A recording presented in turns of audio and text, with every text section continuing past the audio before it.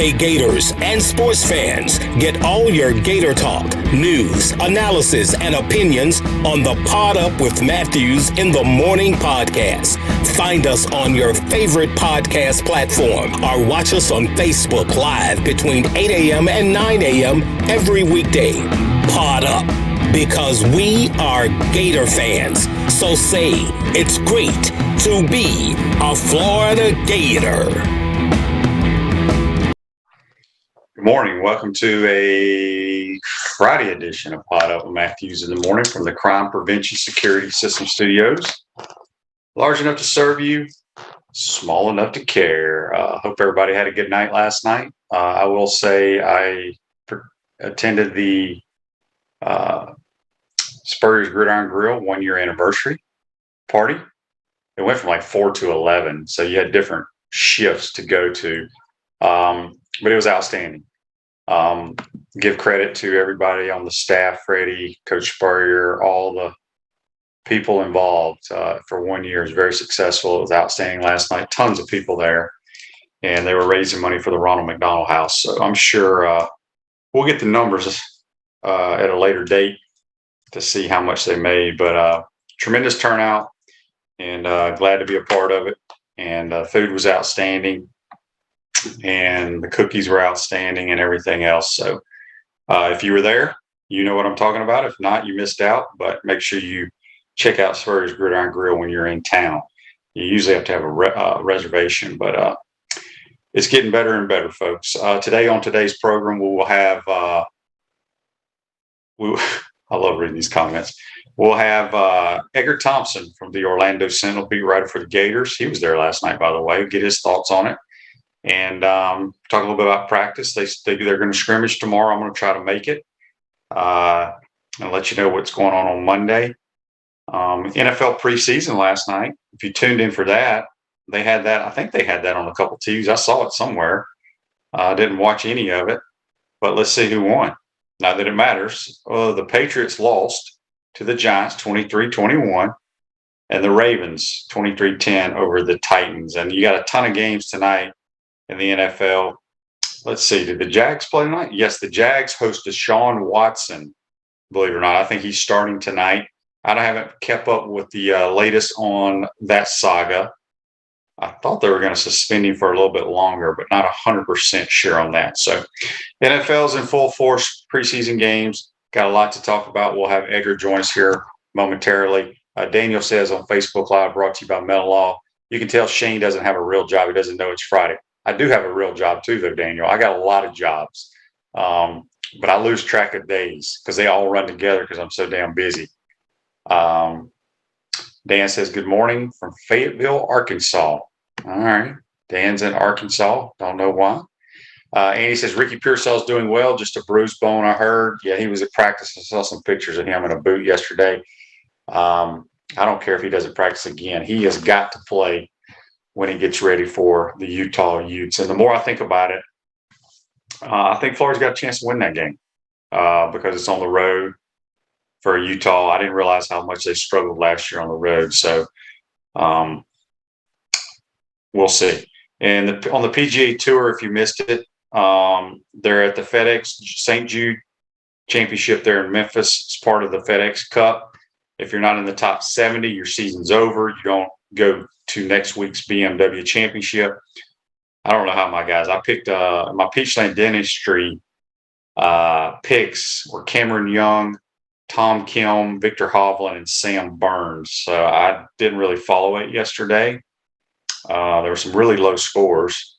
So obviously the TPC Southwind there at Memphis ain't playing real hard. So anyway, that's where we stand right now. Got a lot to talk about. Like I said, we're going to have Edgar Thompson join us. Edgar may be sleeping in since he was out late last night at the Spurs Gridiron Grill party. Let's see what we got here on Facebook Live. Lauren says, bone bruise for Pearsall. Good news, but just precaution. He's in the boot. Somebody just put one here. Tyrod Taylor's the quarterback for the Giants. I didn't know that. Appreciate it. Let us know. All right. So Rick says Roger has filed a lawsuit to keep Watson from playing. Roger Goodell, I guess. Tom Brady, I didn't even realize this. Tom Brady has not been at practice. He's going through some personal stuff. A lot of people are saying that he is getting divorced from Giselle for $60 million.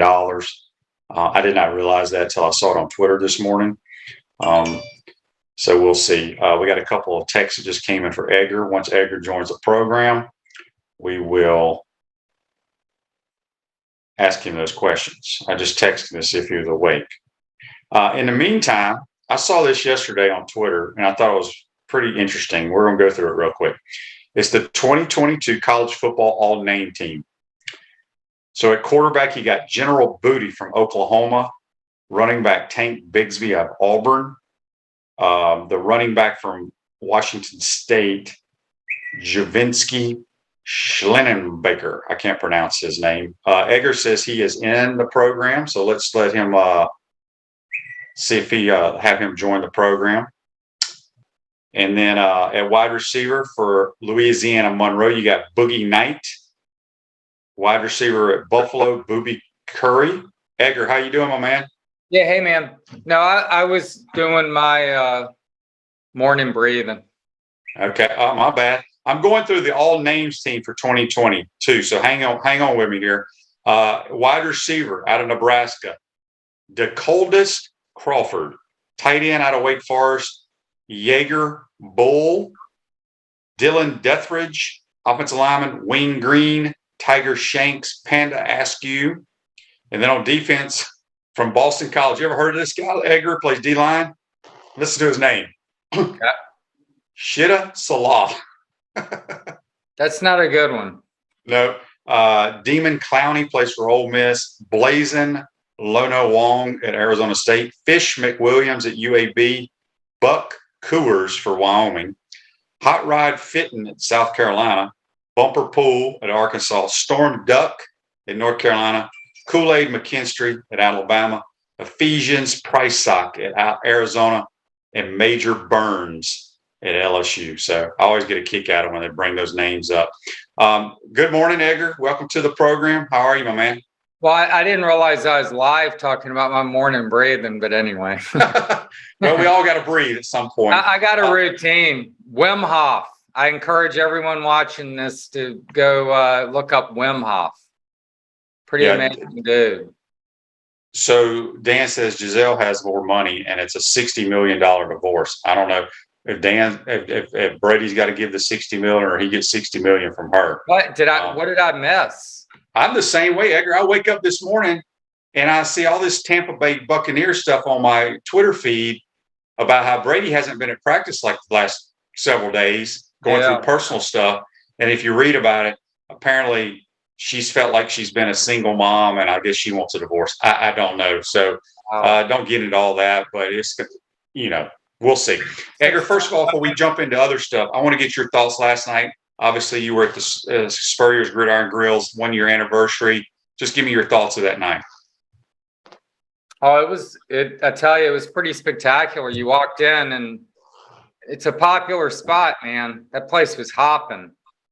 It was great for Coach to invite us out. It was a generous act on his part and Freddie Weeby for sure. And it's been a highly successful venture, obviously. A smart investment by Coach there, right? I guess he's got the Midas touch, and Freddie's made things happen in the community in the past, business wise.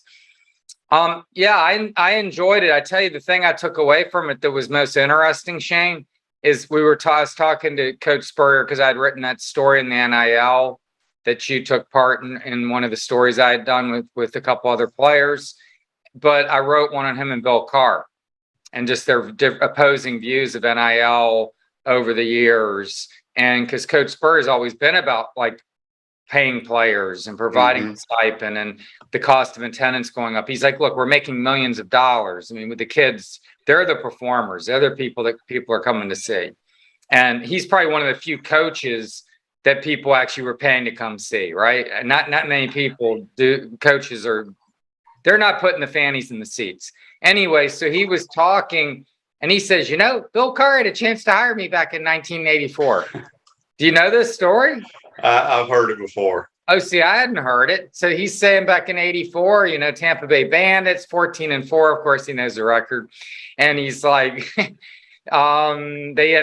like, if you stay with Galen Hall, you're going to hire him because he's got the best team money can buy. And of course, that team ended up going 9-1-1 and was just stacked. One of the greatest collections of talent the Gators ever put in the field, if not the greatest. And so he never got his shot. He had to wait 6 years or whatever. Just think how history would be different, Shane, if Steve Spurrier had been hired in 1984. Yeah, that's interesting if you go back and think of that. You're right. I wanted to bring up, because I think it's so cool. I mean, were you covering the Gators when Coach Spurrier was here? You weren't, right? I came in for Zook. Okay. Because you hear all these, I don't want to call them horror stories, but usually the head coach or whatever sport it is doesn't have a great relationship with media boys, like as he calls them, like y'all. But I saw a picture last night that Chris Harry put on Twitter. It was Chris, Dooley, Robbie Andrew, and Bianchi. Yeah. Okay, those guys were all here during the Spurrier era, but I mean, he had a great relationship with all of them. And I'm sure he butted heads at times, especially with Bianchi. But I mean, you've been in this profession for a long time. Do you know a guy like him, a Hall of Fame coach that reaches out and still talks to reporters and invites them to functions like this? I just think it's unique. It ended on a high note with Coach, might be part of it.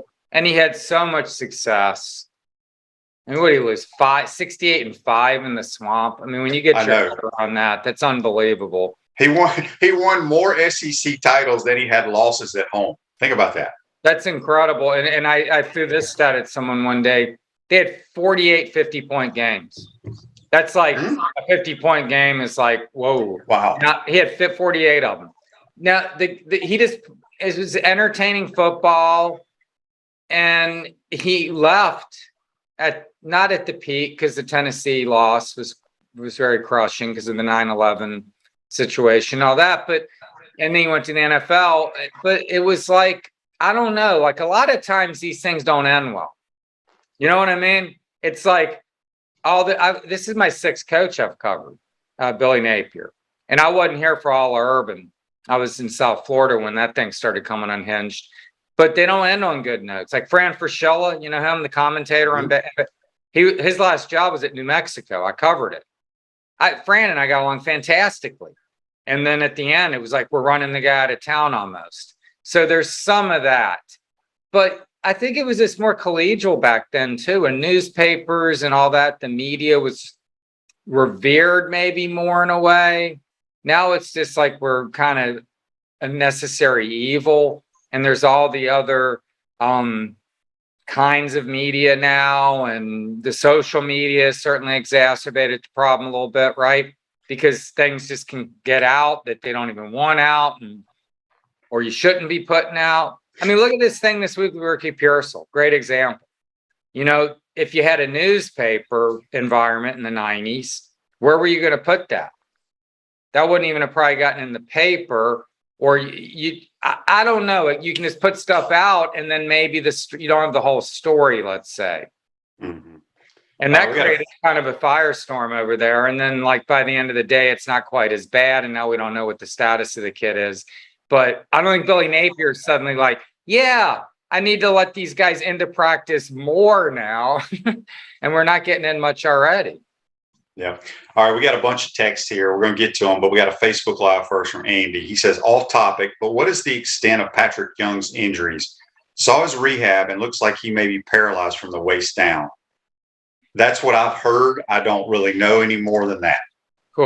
You've heard that? Because I haven't heard anything. I reached out to his dad when it first happened. He didn't respond.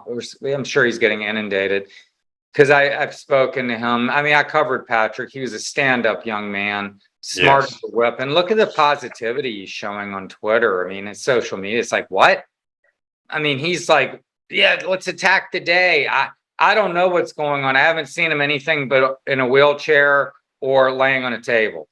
It is not good, and it's tragic. Whatever the case is, he's got a long road ahead, as he keeps saying. I don't know the status though. Yeah, I don't know any. It's just what I've heard, and you hear all kinds of stuff. But yes, our thoughts and prayers are with him because he is an awesome kid.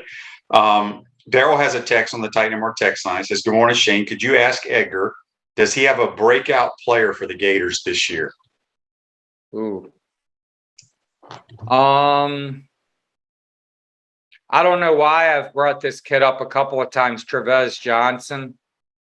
I just think that star position just offers an opportunity for a kid who can make plays to really have an impact on games. And I mean, Chauncey Gardner was fantastic there in 18. They just haven't been able to find anyone for that. I don't know. The Kimber kid intrigues me, the Georgia transfer. Mm-hmm. I mean, he's got some length. The kid was apparently ahead of Keely Ringo last year at Georgia. He's now like all the rage, right? So I don't know. Those two guys, couple of DBs. I think the secondary is going to be good. The front seven needs to be. Another text here on the Titan MR text line from Jay out in Utah. He is a Gator, though. He says, "Did you see Roman Harper's prediction of Tennessee to go 10-2? What are y'all's thoughts on that? Let's get him on the podcast." I saw it on Twitter. I don't know who he has Tennessee losing to. I missed all that, but I did. I mean, look, I think Tennessee's going to be really good on offense. You know, I think I saw where Greg McElroy said that they were going to be unstoppable, is how he phrased it. I don't know about that, but defensively, I don't know if they've improved at all. But Tennessee's going to be an interesting team. Do you think they can go 10-2? Their schedule is pretty favorable. They can get to November, and they got Alabama is really the one game where they're gonna lose. They could win all the rest, and they'd be 7-1 going in November. And then they're getting college football playoff buzz and all that. But I don't know. Look, the Gators are there week 4. That's going to be a tough one. I mean, I don't know what to even expect from the Gators. Right? I mean, they got the toughest schedule in the SEC to start, Shane. No other SEC school starts with 2 top 25 opponents. But if the Gators win those 2 and they're going to Tennessee 3-0, I mean, you got a lot of confidence. Anthony's playing well. I just don't know what to expect. I think the defense is going to be a lot better, but I thought they were going to be good much better last year. So yeah, Tennessee certainly is the trendy pick. I will say that. So we'll just have to see. Yeah, Jay says here on the Titan MR text line that Harper had Tennessee losing to LSU and Alabama and winning the rest. Okay, Rick, Edgar, it's great because I got all these guys that when we ask questions and we don't have the answers, they do the research for me. So Rick says that Patrick Young said his T7 and T8 spinal cord discs were injured in the crash, and he's regained the ability to wiggle his toes. But as of now, I don't have feeling or sensation from the waist down, Young said. You have to adjust to where you are right now. So I guess that's a good sign. I mean, as you said, he's very positive on social media. And where did he put that out? I don't know. Rick pulled it up somewhere and just put it under the comments. So, all right, we got another text. We're getting a bunch of texts today because everybody loves Edgar. Okay. Well, that's good. This comes, I don't know who this comes from, and I was going to bring this up. It says, QB, did you see the video of Shane Beamer walking the team around the stadium up the steps to sit in the nosebleed seats at their stadium and telling them how people sacrifice and pay good money to watch them play every week? Beamer gets it. Have you seen that on Twitter yet? I tell you, man, I need to get out more. I mean, all this stuff I'm hearing. Well, I wake up in the morning. That's the first thing I do. So I actually sent it to a couple of buddies of mine. He had a team meeting. And he said, okay, guys, we're getting ready to take a 10-minute walk. Meet downstairs or wherever. So they meet as a team. And then they walk through campus. I think it was campus or somewhere near the stadium, like by the fairgrounds. And then they walked all the way up the ramp to one of the top sections of the stadium. And then he spoke to them about, okay, it wasn't easy getting up here. Can you imagine when it's a noon kickoff against the Georgia Bulldogs? And those people have to park 4 or 5 miles away, walk past the fairgrounds, all the way up here, sit in the sun for 3.5 hours to watch you play. They spend their money to watch you play. It was very good. I've never seen a coach do that, but it was cool. Yeah, it was awesome. So there's some really cool coaches in the league right now. Billy Napier being one of them too, who just kind of get it, man. They're trying to get their team and these young men. Who has perspective when you're 18, 20 years old? I certainly had none. I mean, I barely have any now. And it's a hard thing in life to have perspective, isn't it? yeah, I mean, I think that it's so hard to coach kids now because, back in the day, you used to bust your butt recruiting, get them on campus. Then you didn't really have to worry about it. But it's almost like you got to recruit and stay on top of these kids every day because they can go, boom, they can go in the transfer portal, or they're wanting this, or they're wanting that. So it's tough. Are you in the market to buy or sell your home? Doreen Weeby, a realtor from Caldwell Banker M.M. Parish, will provide you with fast, friendly, and reliable service. Call her today at 352-562-1411 to help your dreams come true. Speaking with Edgar Thompson from the Orlando Sentinel, Gator beat writer. Text here from Sheila on the Titan of our text line. She says, Edgar, what was your favorite thing you ate last night? I tell you, the shrimp was pretty good. Yeah, I had a little bit of everything. But the cookie, Shane got me going on the cookies. So I walk up to Shane, he's just kicking back and he's just eating these cookies with impunity. So I went and got a couple of those, and the coffee they have is fantastic. They have that Opus coffee. So I had a couple of Jerry's chocolate chip cookies with coffee. That was pretty highlight. I took 2 home, but then Nick Delatorre had forgotten to take something to his now fiance, Lauren, who's a wonderful young woman I've known for a long time now.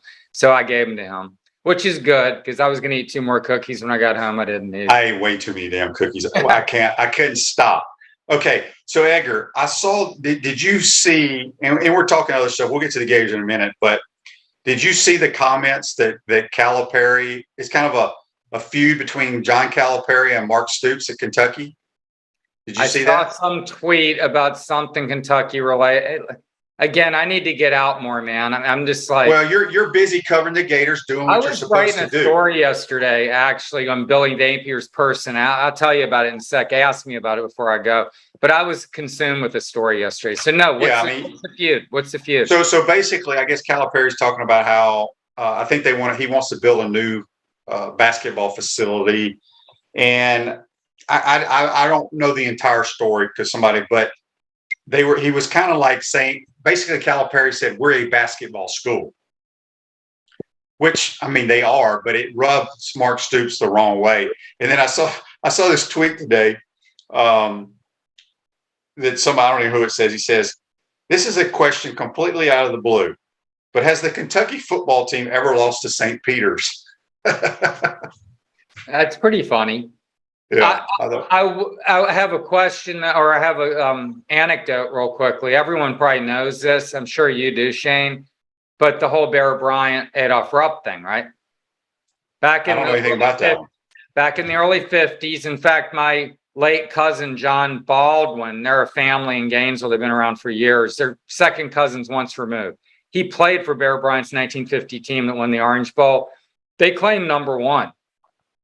That 1950 Kentucky team, unbeaten team, they claim to be number 1 because they used to pick the poll before the bowls. So Oklahoma was number 1, then lost its bowl. Point is, Adolph Rupp and Bear Bryant were both coaching at the same time. Think about that. And they gave Bear Bryant, a watch for his great season. Nice watch. Hey, thank you. They give Adolph Rupp keys to a Cadillac new car. And he knew at that moment it's never going to work here. He ended up going to A&M.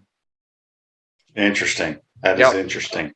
All right, before we jump into the Gators and talk about your story, I saw this on Twitter as well, and I wanted to run it by you. So since 2010, I'm going to give you the top 10 schools that have the most unanimous All-Americans in football.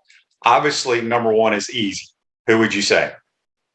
I mean, it's got to be Alabama. Alabama has 22 unanimous All-Americans since 2010.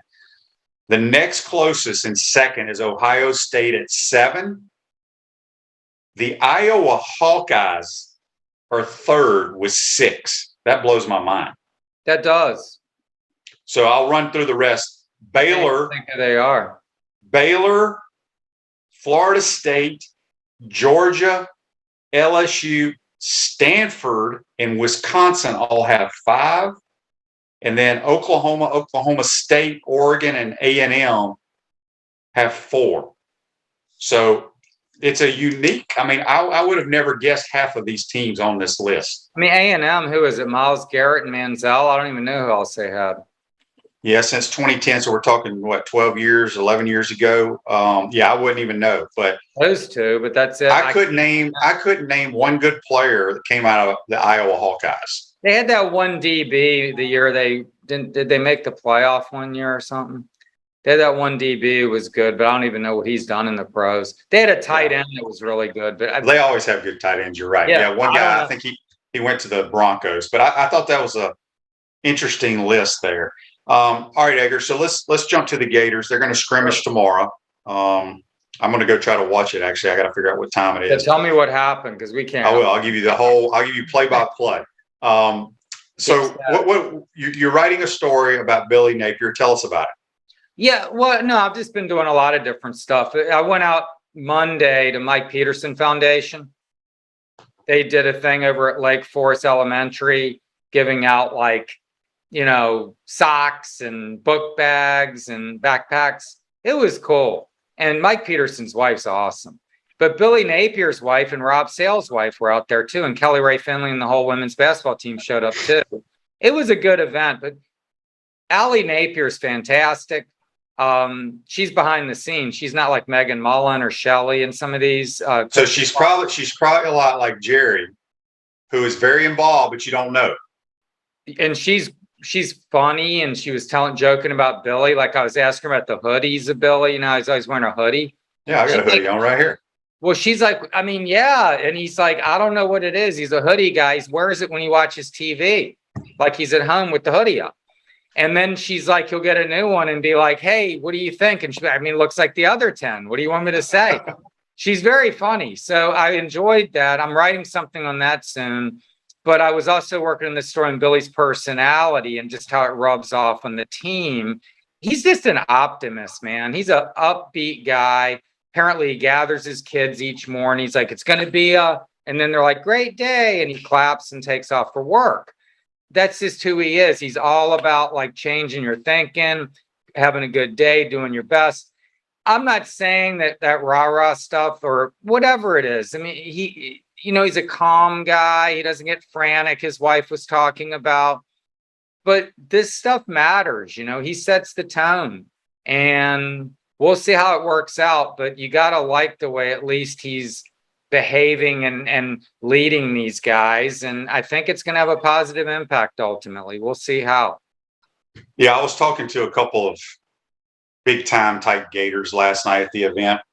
And they brought up a good point. And I hadn't thought about this, Edgar. Think about this. They're like, look, they love Billy too. I love Billy. Billy's got a plan. Gators beat the Utah Utes. Gator Nation. We're going to win the national title. And what happens if you lose the next 3 SEC games? You lose to Utah. Here we go again. Same old crap. It's a no-win situation. I wish, again, it's the whole thing that's about perspective and how hard it is to have. People need to look at where the program is that he walked into just with the we talked about all this stuff with recent results. Facilities are just, the standalone opens on Sunday finally. And it's still not going to be all completed, but it's going to be, operational. And think about how long it's been that other places have had these things. So the recruiting, there's just been challenges. There's a lot of headwinds. The roster is not stacked. The depth is a huge question, and experience depth. So he's facing, it's an uphill climb this year, especially with his schedule. And people are going to have to take time. Look, Louisiana was 7-7 his first year, and he maintained, like Rob Sale's wife said, after each game, it was never like finger pointing and you didn't do this, you didn't do that. He was like, what you did wrong, what you did right, keep pushing. And they went 33-5 the last 3 years. So I'm not saying that's what's going to happen here, but his track record is good.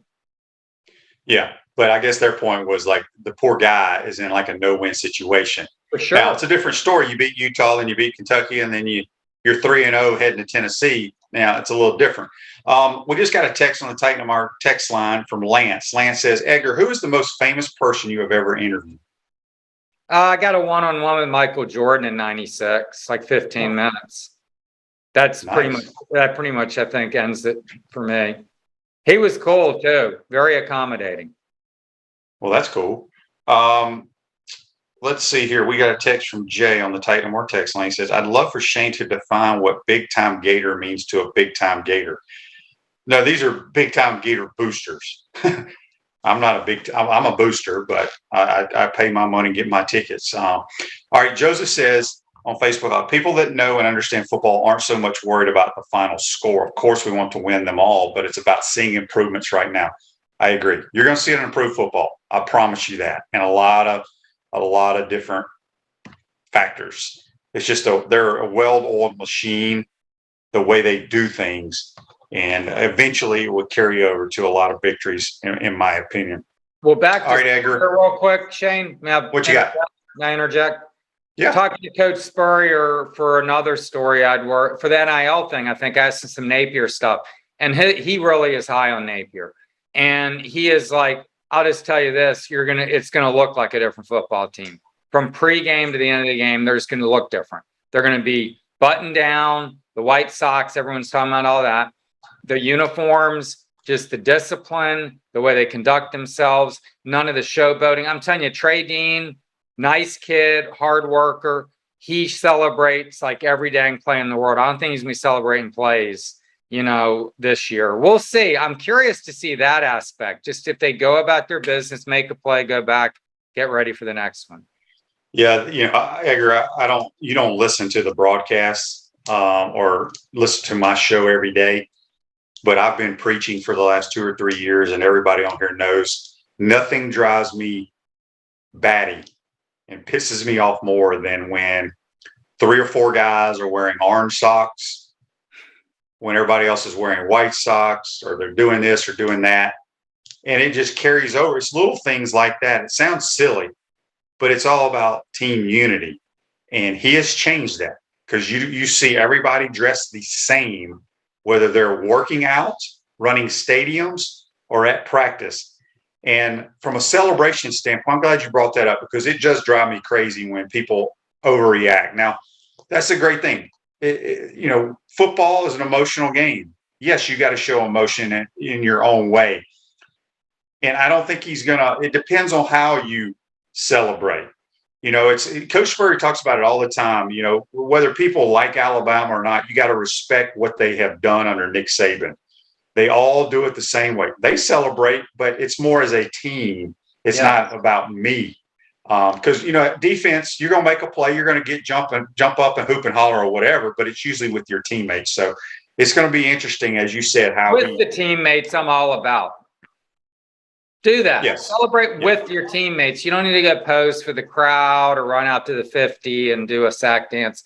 I'm old, man. I'm interested to see how Billy's, just the whole comport of the whole team and the discipline. I mean, the penalties thing we all wrote about based on Dante Zander's comment that he handed out a sheet showing every single penalty. And I'm like, oh, really? What was that like? He goes, it's embarrassing.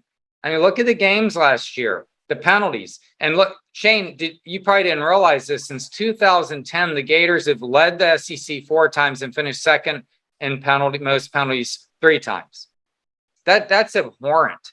So you can't win. That's not winning football. No, it's not. Lauren says on Facebook Live, Shane don't like them orange socks. If everybody wore them, I wouldn't have a problem with them.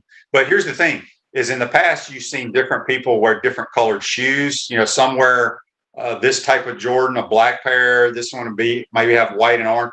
Everybody is wearing the same shoe. Now, maybe a high top or a low top, but it looks the same. And we'll see if that carries over to games or not, but it should. Mary says, act like you've been there. Rick says, when you score, act like you've been there before and forget celebrate.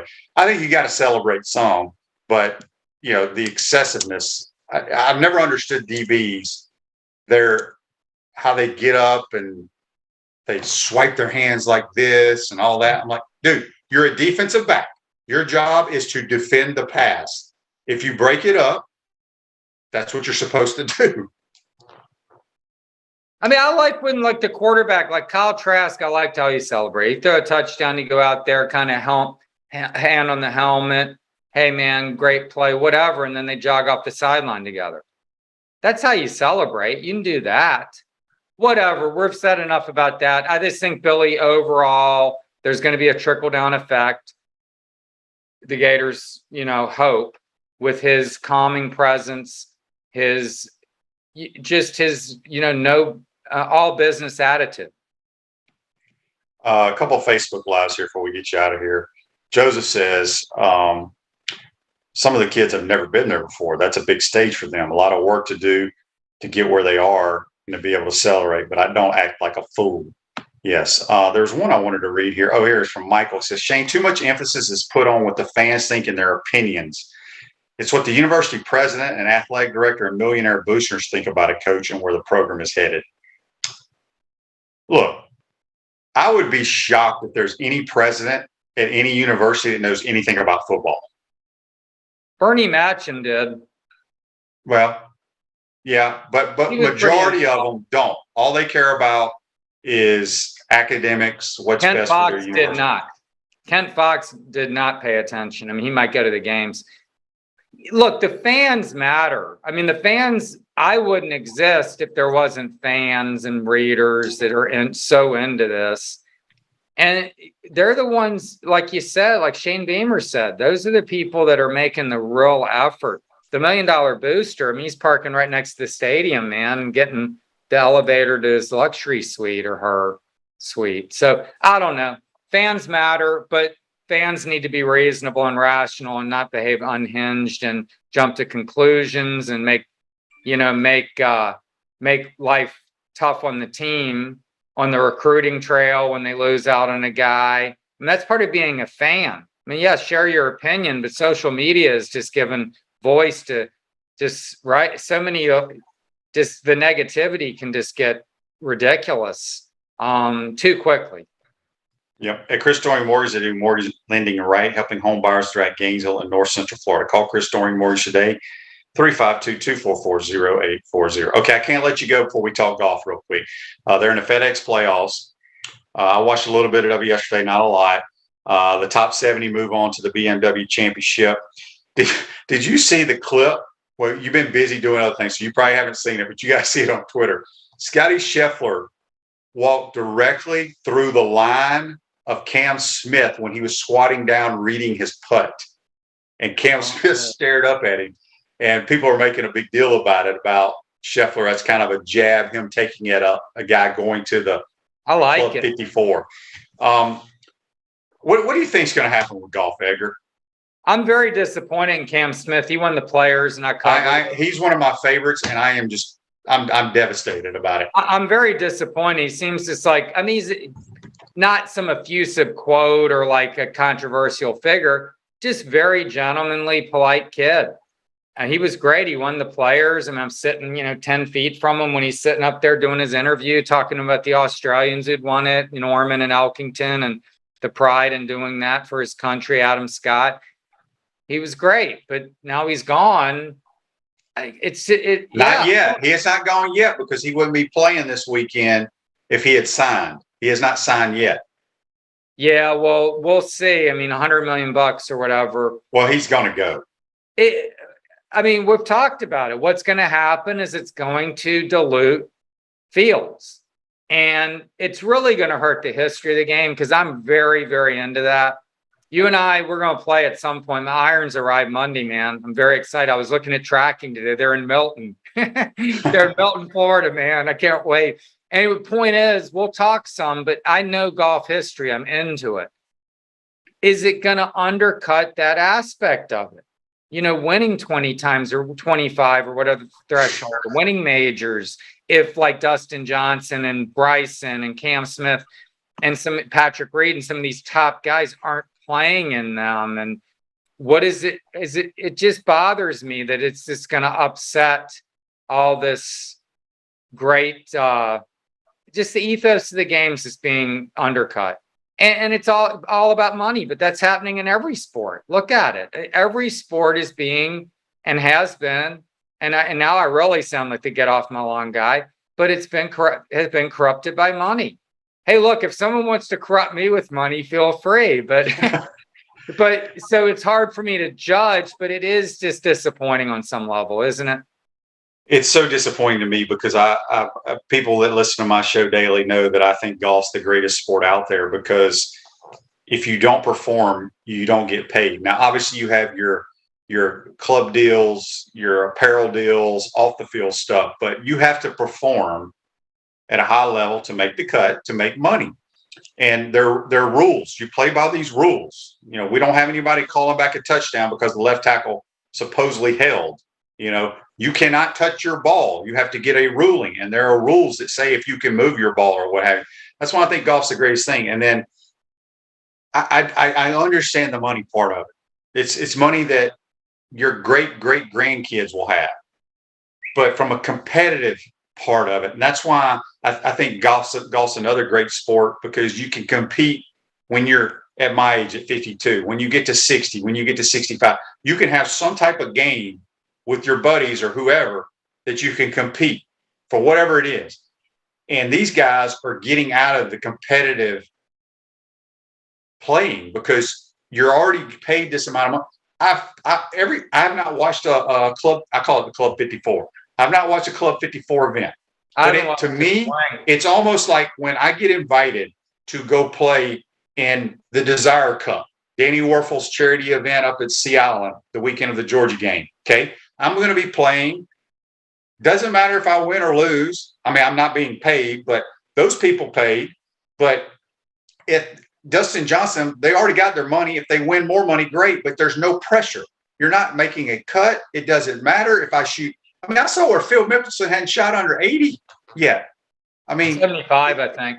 But it doesn't matter. It bothers me there. Well, I'm going to play off that point real quickly, and you got to get rid of me here. But that is what I like about competitive golf. Tournament golf, to me, is the best sport. Now, I'm not going to sit here and grind on a Friday and watch a tournament unless it's a major, probably. I might not even tune in until Sunday, like in the afternoon when it's really getting down to nut cutting time, right? But the pressure those guys are under to hit shots, and that's such a hard thing to do anyways, control your golf ball and do that. But the pressure that you are under to perform in tournament golf, man, and the waiting you have to do and the distractions, and to be able to put all that aside. That's why Tiger Woods is the greatest, most dominant athlete of my lifetime, at least. The stuff that man had to deal with. I've covered Tiger's events. I've been to events as a fan. I mean, 20,000 people like around him and 100 photographers running around. And he's just sitting there the whole time, Shane, waiting, and just focusing. And then it's like, okay, what's the shot? And then hitting something, just performing like that. That is, Liv has none of that. There's going to be none of that pressure, none of that. The stakes aren't going to matter because you've already been paid. And there's no history. So Tiger was playing for history, playing for money, playing to entertain fans. They don't have fans. It's a joke. And it's really undercutting what is an incredible sport. And I'm glad you think the same way I do. Because, I mean, I think professional tournament golf, men or women, I mean, it's an unbelievable thing that those people do that's underappreciated. Yeah. All right. Last thing, we just got a text from Jimmy. And I don't know if you're allowed to answer this or not. It's a good question, though. He says, Edgar, who did you pick in your preseason polls at the SEC Media Days? I mean, I picked the Gators fourth. Okay. Did you pick didn't Vanderbilt get like a first place vote there? No, I picked them last. I picked the Gators fourth. I think I had Tennessee third and Kentucky second. And I think Tennessee's schedule is much more favorable, is why I picked that. I think Kentucky's more established, and especially on the lines, but we'll see. Florida could surprise people. It's going to come down to Anthony Richardson and that front seven. Yeah. Yeah. Defensive front seven is the key to me. I think if Anthony can play within himself and not try to do too much and not try to run over linebackers and get out of bounds when you got to get out of bounds, could he have a year like Cam Newton did that one year? Yes, he has that type of ability. Because I've always said that he doesn't have great players around him, but people have told me, which is true, Auburn didn't either then. But I think Auburn was pretty good defensively that year. Nick Fraley's the only other guy on that team that got drafted, Shane. That offense had no one. Yeah. Cam Newton, that year he had is still, in my mind, the greatest season a college quarterbacks had. He accounted for 51 touchdowns, rushed for 1,500 yards, 20 scores, threw for 30, I think 67 completion percentage. That's a high bar for Anthony. But even if he's like Cam Light, they could have a heck of a year. He doesn't. I mean, they won a national title, that team, with basically one guy on offense that everyone knew was going to have the ball. Yeah. So we'll see. Edgar, sorry we kept you so long. We appreciate your time. Let everybody know how they can follow you on Twitter and everywhere else. OS Gators. I mean, hey, look, anybody who indulged me for a minute and a half talking about golf is good with me. Hey, thanks for having me, man. Yes, sir. That's Edgar Thompson. Join us on the Titan More Hotline. Going to take a timeout, come back, get to more texts and Facebook Lives. You're watching and listening to Pot Up with Matthews in the Morning. Thanks, my man. Appreciate it. All right, man. We'll talk soon. Let me know how my irons are supposed to get here today, by the way. Oh, man. I don't know what the deal was, but I literally looked. It was the first thing almost I did this morning. They're in Milton. I'm like, why do I got to wait till Monday? You can't get them from Milton to my door today? I mean, come on. Yeah, that's crazy. We'll have to get out. We got to play before the season. We keep talking about what's let me know how it goes tomorrow. Hit me up.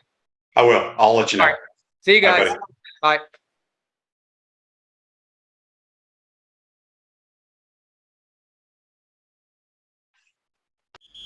We want to take this moment to thank all our sponsors who keep the show going and pay the bills.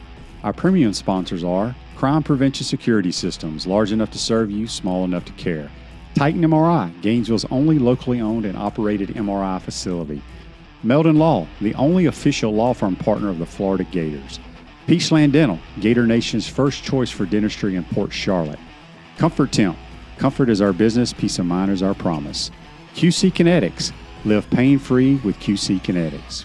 Our gridiron sponsors are Auto ER, UF Bookstores, Celebration Point Town Center, Chris Doring Mortgage, Silverback Concrete Co., Ruse Ogra State Farm Insurance, Doreen Wiebe Realtor Caldwell Banker MM Parish. Our touchdown sponsors are Campus USA Credit Union, Adams Rib Company, Gator Dominoes, Celebrate Primary Care, Gator Bait Media, Okido America, Style Cuts, Ironwood Golf Course, Big Mills Cheesesteaks, MB Listing, McDonald's of Gainesville, 84 Lumber, Tropical Smoothie Cafe, Avra and Smith, Dowling Signs, Baker's Sporting Goods, Silver Cube Billiards and Sports Bar. If you are interested in promoting your business on the show, visit potupwithshane.com and click the Advertise button. Again, thank you to all the great businesses that support the show. If you like what we are doing here, make sure you follow us and support the businesses that support us.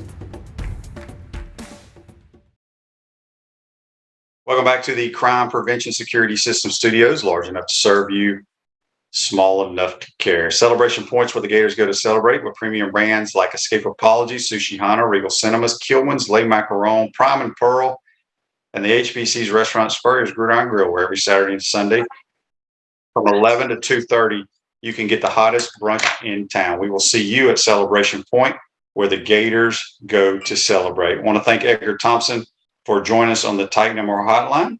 Let me get to a couple of these texts real quick. I got to respond to this one real quick. We'll get to it in just a second. Let's get to this day in sports. I'm getting a million texts. Hang on. This is from John. John says, QB, what are you expecting to see in the scrimmage tomorrow? We have some high school football in the Panhandle tonight. Fired up. They're playing already in the Panhandle? I thought they start their kickoff classics next week. I don't know what to expect. I just want to see a clean, crisp scrimmage. I don't know how they have it set up. I don't know if they're going to have ones against ones versus twos or what. They may just have a situational deal. So we'll see. I'll go watch a little bit of it. I think we're 23 days away from Gator kickoff. Who's your favorite number 23, folks? While I'll wait for you to tell me who your favorite number 23 is, Alan says, I'm waiting for a preseason NFL game that will hold my attention for more than 5 minutes. Maybe it will be the Dolphins and Bucks game Saturday night. Well, Alan, I hate to tell you, but NFL preseason is boring as hell. So boring. The NFL teams pretty much know who's on their roster. There may be 3 to 4 players if they're waiting to see how they play or how they can help your football team and want to see how they react in game type situations. But they predominantly, they know who's already going to make their team. So Rick says, here's his list of number 23. Russ Mercer in 62, Alan Trammell, 63 through 65. Derek Gaffney wore 23. I'm trying to think who wore 23 when I played. It's not good when I can't think. I'm a numbers guy, and I can't think of anybody right now. Ruse Ogre State Farm Office is a team of dedicated insurance professionals ready to help life go right with the right insurance options for you and your family. Visitogreinsurance.com. Give us a call at 352-240-1779.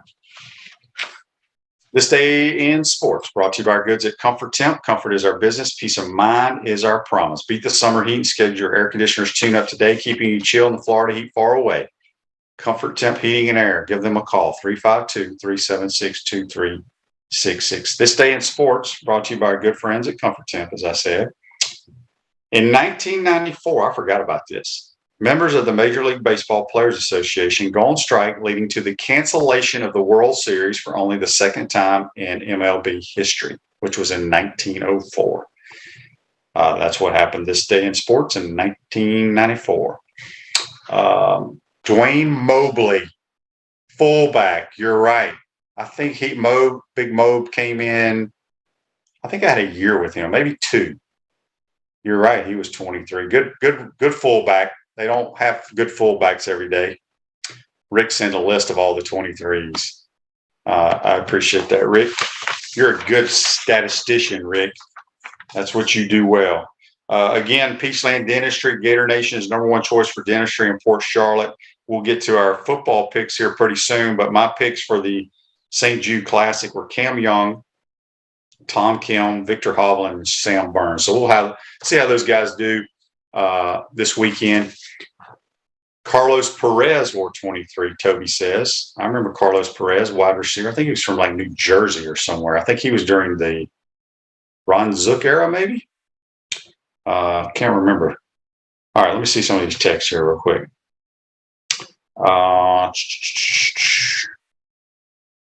This is from Frank on the Titan MR text line. Shane, what are you allowed to say and what are you not allowed to say about the scrimmage? Well, I mean, nobody tells me what to say, really, but I'm not going to give out a bunch of information. And quite honestly, I can't. I mean, I can watch it and I can say, okay, this guy threw a great pass to player X, but I don't know if it was a good read or if he makes a bad throw. I don't know if it's the quarterback's fault, the receiver for running the wrong route, because I don't know the plays. So when you go watch a scrimmage, I'm looking just at effort, how you in and out of the huddle, if we huddle, just little things like that. But I'll give kind of an update.